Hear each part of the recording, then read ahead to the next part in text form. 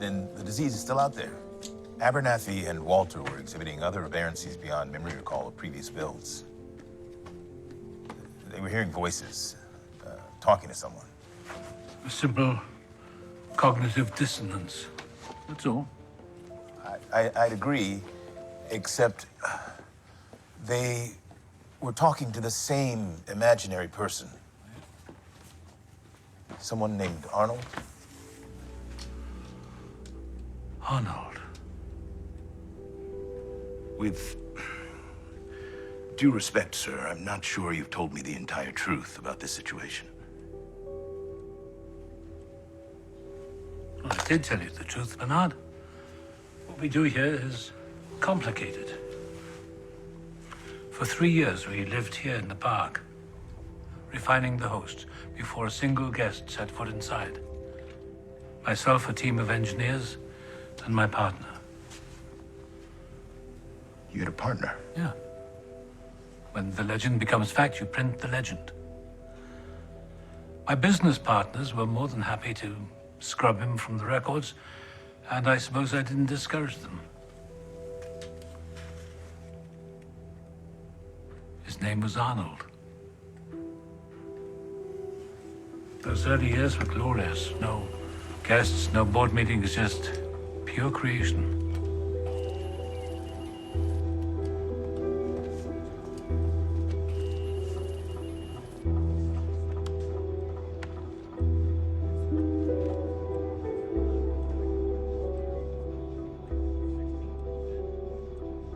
Our hosts began to pass the Turing test after the first year. But that wasn't enough for Arnold. He wasn't interested in the appearance of intellect, of wit.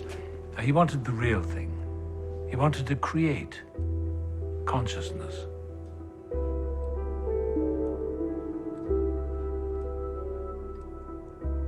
He imagined it as a pyramid.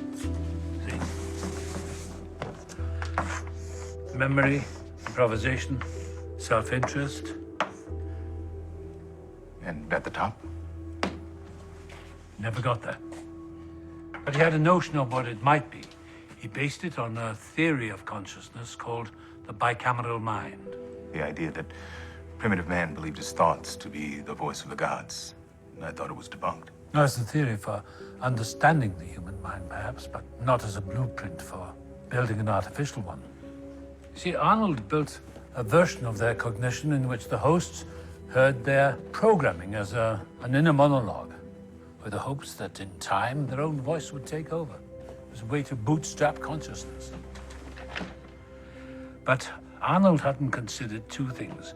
One, that in this place, the last thing you want the hosts to be is conscious, and two, the other group who considered their thoughts to be the voices of the gods. Lunatics. Indeed. We abandoned the approach. The only vestiges that remain are the voice commands we use to control them. But for all his brilliance, I don't think Arnold understood what this place was going to be. You see, the guests enjoyed power. They cannot indulge it in the outside world, so they come here. And as for the hosts, the least we can do is make them forget. But some of them are remembering, accessing fragments of Arnold's code. If I may ask, what happened to him? Well, he died. Here in the park. His personal life was marked by tragedy.